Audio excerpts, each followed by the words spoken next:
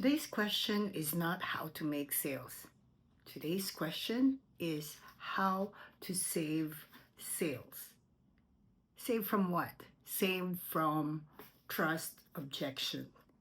As buyers ourselves, we also experience doubts and lack of trust to either a face-to-face salesperson or a telemarketer. Matter of fact, I find that telemarketers are the toughest mode of selling because, needless to say, there's already the element of doubt before you even speak to each other. So today's topic will be the fifth of the series of objections that I've actually shared with you in the previous video. And so let's just get into it. So today's topic will be trust objections. Trust objection is for me, the most difficult objection to overcome because you can't really change your client's mind if it's about trust. But there is a way and a process for you to win it. And of course, once you win the trust, that's when hopefully the sale will come through. So let's get into the few tips I want to share with you today. Number one, you need to be a very good listener. You need to listen actively to what your client is saying. So if your client is giving you a story or sharing you the story of the bad experience that ruined her trust to any salesperson, let her speak, listen to the story, get to know the facts, and make her feel that you are concerned about what she had experienced and come from a place of a buyer as well. You know, guys, sometimes as a salesperson, it's not always us sounding or coming from a place of selling. We have to also be relatable to our client. When we are relatable to them, they feel that connection that a salesperson and the client have to feel in order for them to trust and to break that barrier of doubt.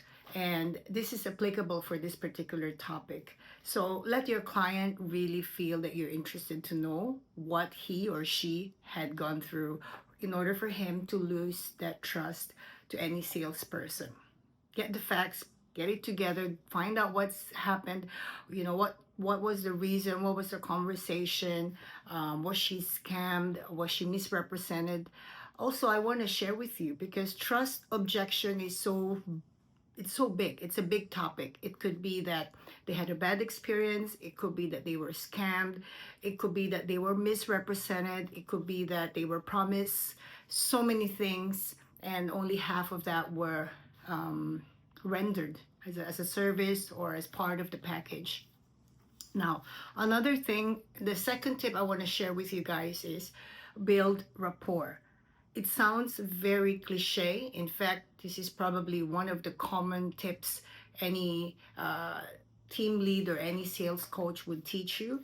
But what I mean by build rapport is if your client is not ready to give you the commitment to sign up for whatever product you're inviting him, just keep going, just keep building rapport. And at the same time, there is the continuity of that building rapport. Whether you got the sale or not, there will be a continuous relationship between you and your client that would lead him to referring you to his friends because he trusts you and because he feels that there is this certain rapport that you have with one another.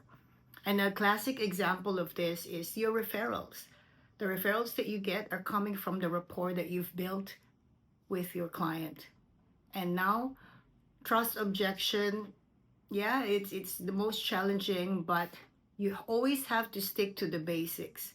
My technique as a sales coach, as a salesperson myself, is I always stick to the basics. I make sure that even if I'm advanced level, even if I'm very experienced, I have to make sure that I remember and I remind myself of the basic methods, the basic principles of selling and of communication to my client.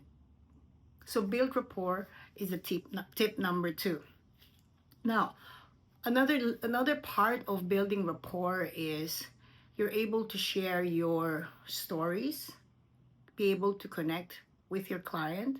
So if she's expressing, or he or she is expressing to you his really bad experience that broken her trust or his trust, what you do is you share your personal experience as well. If you've actually watched my previous video before, or in one of my videos in my playlist, I personally receive a scam call. And a matter of fact, this is really interesting. Yesterday, just to park this topic a bit, yesterday, I created the shorts that is linked to trust objection, that is linked to scammer problem that we have here in Singapore in terms of the rampant activities of scammer. And I know I have viewers from all parts of the world, and I'm sure we all experience this. So while I was doing shorts, I literally received a call, and it is really crazy because it's the same group of people who probably operated the scam. They called, and then it's a pre-recorded call. The introduction is, this is a call from your bank, and if we noticed that there's transaction, blah blah blah. And I experienced that last few months ago, so I just quickly hang up. So this is what inspired me to talk about today's topic, because I feel that coincidentally on my agenda of topic to record for this objection series, it happened to be the trust objection, which is really interesting because that's exactly what they are actively promoting here in Singapore right now, which is to really be very smart and just don't entertain all these telemarketing calls. And it comes down to us as telemarketers who use telemarketing as a method of our selling, appointment setting, whatever activity is part of our daily job. And if we do telemarketing for that, we're quite really affected by this whole scamming thing, because they really create so much damage for the reputation of what actually is what is the value of telemarketing to our clients. So let me please go back to the Build Rapport. So why did I get to the scam experience of myself? Because if I'm talking to you right now, if you are my client right now, this is the moment for me to share to you as well my experience as a customer. And I'm very sure that the customer right now who I'm speaking to about this can connect with my personal experience, which leads to the trust that I'm trying to get to that point, and the connection, the rapport.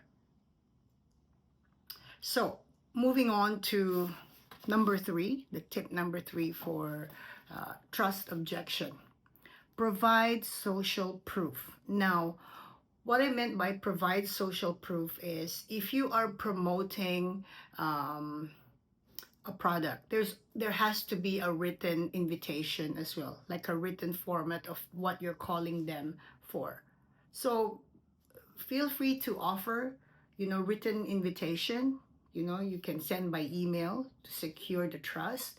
You can also even recommend a website. In fact, in one of the telemarketing office I've worked with here in Singapore, if the client is in doubt, what we do is, while they're on the phone with the telemarketer, the beauty of the technology is they can just go online while they're speaking to us. So we can just say, okay, sir, can you please, I understand your trust issues with regards to receiving invitation and telemarketing calls. May I please recommend that while we're on the phone, can you please go to the website with me so I can just show you exactly the benefits I'm presenting to you are the same benefits that you will get given that you had bad experience with misrepresentation in the past, just to make sure that that won't happen in this transaction. Allow me please to share with you the product that we have that also reflects on the website. So that's an example, guys. That's, when someone is not trusting, doesn't mean that it can't be a sale. You just have to do the legwork. You just need to do a lot of reps, a lot of really basic, and your patience is tested, but it's gonna be worth it. Always put yourself in the shoes of the buyer as if you are the buyer. And we all are buyers, and we know where the client is coming from. And when the salesperson give us that sense of reassuring, then somehow it will ease the doubt, which will let us stay longer on the line, and hopefully we'll be able to carry on with the sale. Now, another recommendation I have, if your client is in doubt, in my experience also in the past, if the client is willing, we also recommend, Mrs. Lim, I do understand your doubts about this and you've been scammed in the past. So what I can recommend is I'll fill up the information for you. I'll fill up the application form for you. And then for the payment part, for your security, I'm willing to meet up with you face to face personally for you to fill up the payment, or if you want to write a check to our company, or if you want to use your credit card, you can do that face to face by coming to our office or by coming to our hotel. How does that sound for you? Or how does that sound to you? So when you do that, guys, you're also establishing that you're willing to prove to her or to him that you are okay to wait for her to come to your office and settle the payment if that's the reason. So that's also another option. So an option for them to also call you back on your direct line. When I experienced getting scammed, the recommendation I would give you is always call back. So if somebody say, I'm calling from your bank, hang up and just call the bank directly. Or if somebody say, I'm calling from this hotel and you're in doubt, just say, okay, I will call you from your hotel trunk line, and I will find the number on the website. I'll call that directly and have myself connected to your department. So when you offer that as an option, you've just given 3 or 4 options. One of those will be acceptable to your client, and whatever is acceptable for her, that would ease the whole doubt. So that is actually, or those are actually very good, helpful tips for you to overcome the trust objection. So now let's move on to the next one. The next one is very basic. Again, a lot of times basics in telemarketing or in sales are often neglected, especially when you're on advanced level of your sales skill. So the next tip will be super transparent. So what that means is, whatever you've explained to the client, the benefits, make sure you also explain the limitation. So there's the benefit and there's also the limitation. So these 2 things, when you present it together, the client will find your offer not too good to be true. Have you ever received a call in the past or an offer where it's just too good to be true? It's like everything is perfect. Everything is like can, yes. But then again, in actuality, maybe the telemarketer was trying to compensate the things that the client wouldn't want to hear by just pushing all the yes and the can. So this is another tip to build the trust and to overcome the trust objection. Also present the limitation. So for example, I'm selling you a membership card for hotel membership. If I say, Mrs. Lim, you're able to use your complimentary night stay, it will be good for 2 adults and maximum of 2 adults and 2 kids for a standard room. You can use this at any of our participating hotels. That's the benefit. Now I can insert the limitation after that to just make it very clean and very clear for the client. So what would I say? Just keep in mind that your complimentary night can be used in any of the 365 days in a year, except only on Christmas Eve, Christmas Day, New Year's Eve, and Valentine's Day. Done. Short, sweet, and simple. But it's real. It's not too good to be true. And Yeah, I find that if the telemarketer present to me the benefit and the limitation together in a beautifully worded, clear manner, I won't doubt that. It would clarify that cloud of doubt in my head.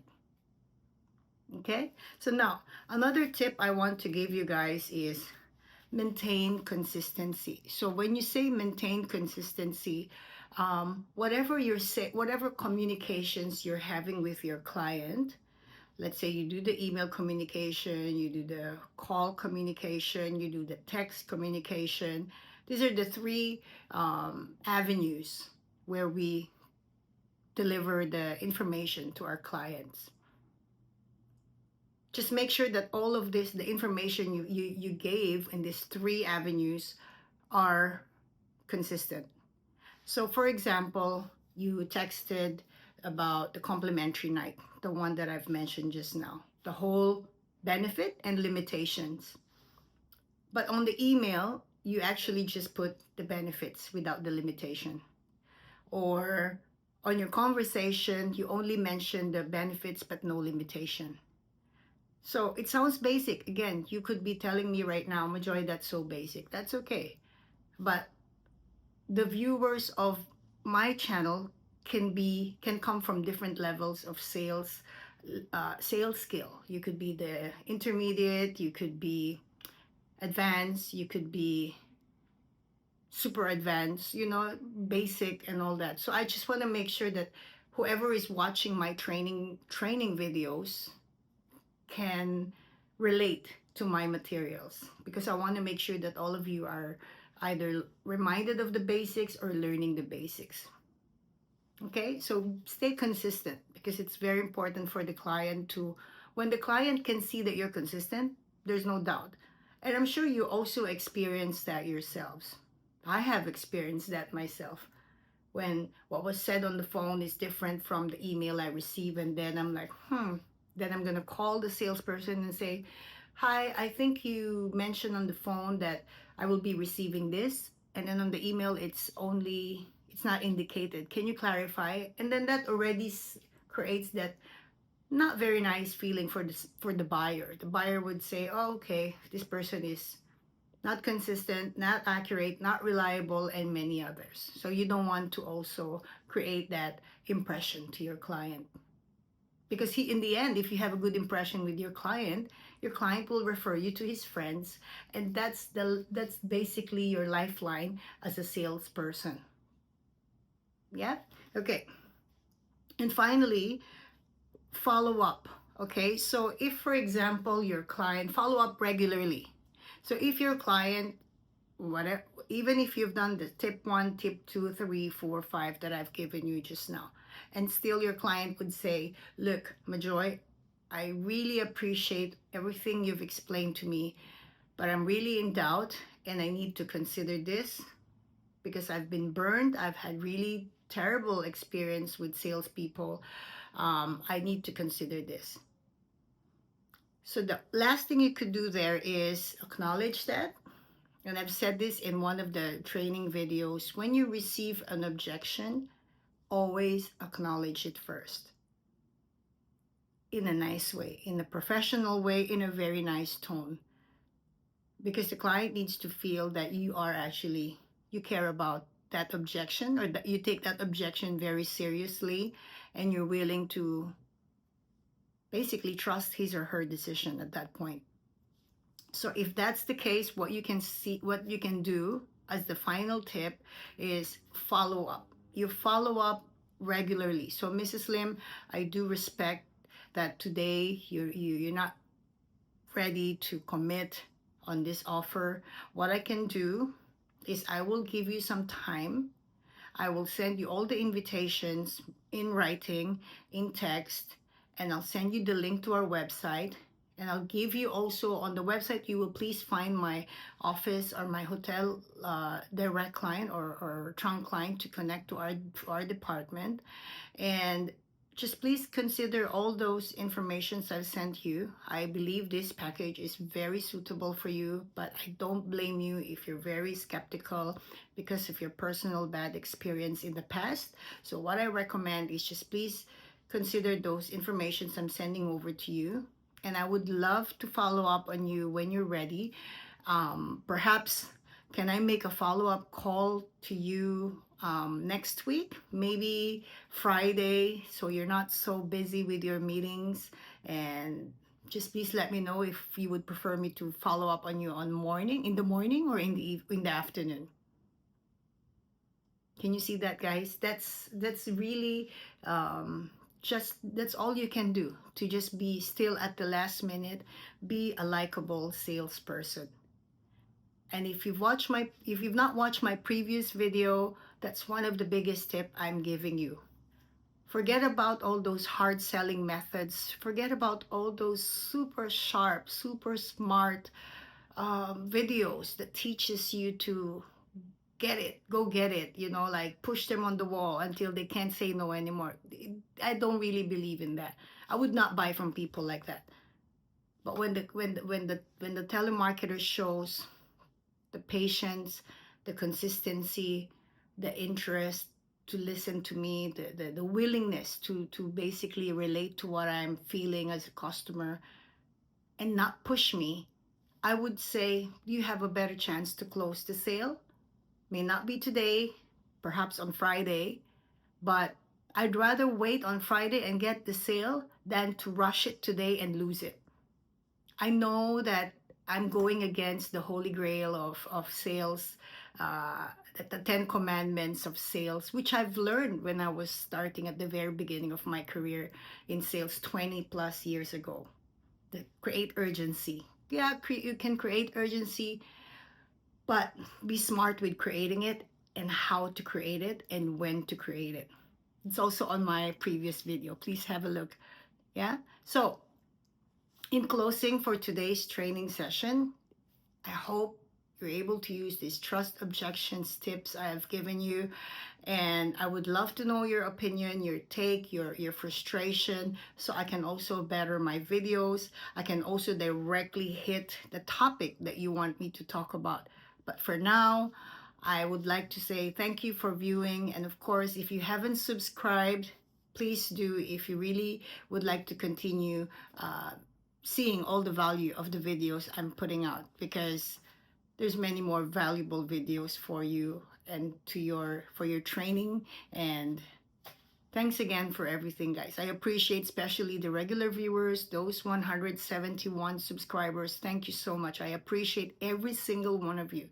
Every one subscriber really makes this channel go forward and makes more inspiring and motivational videos for you.